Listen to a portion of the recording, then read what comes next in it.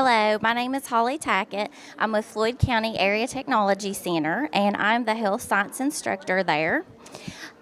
Basically, my program deals with teaching pre-nursing, preparing students to enter either the field of nursing as a nursing assistant or preparing them to go on to college for a nursing career. One of the challenges that I've found in my program, in my classroom, is that the students don't really understand the elderly population, and a lot of times they don't understand the disease processes that go with that population, such as dementia and Alzheimer's, as we know that falls under the umbrella of dementia.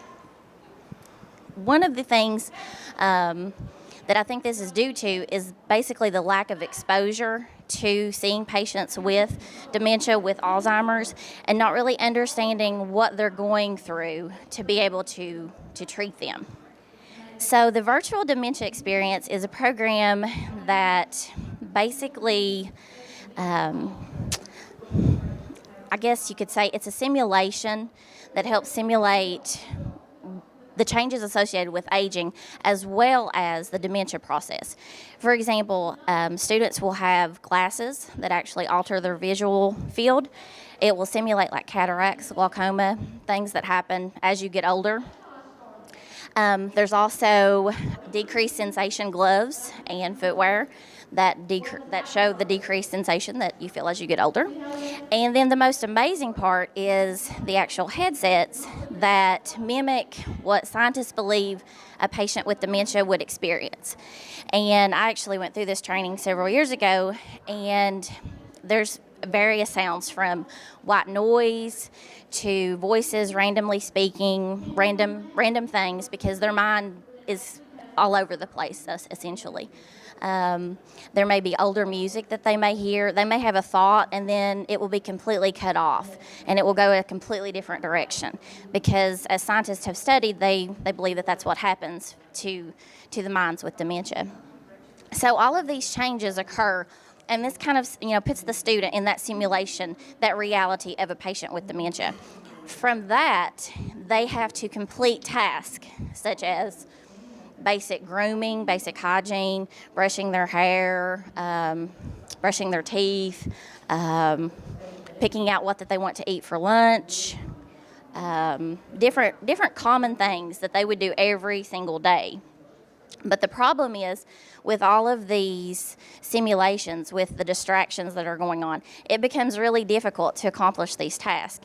And we don't realize that, and I know that my students don't necessarily realize that until you're actually in that world. And when you take everything off and you realize that the letter you wrote to home looks like a kindergartner wrote it, and you really thought you were doing good, then you realize the frustration that our dementia patients actually experience. And this hopefully will help my students to be able to provide better care for those patients when we go to clinicals, when they are in the clinical site. To assess this, we are actually going to make a clinical site visit pre and post the dementia experience.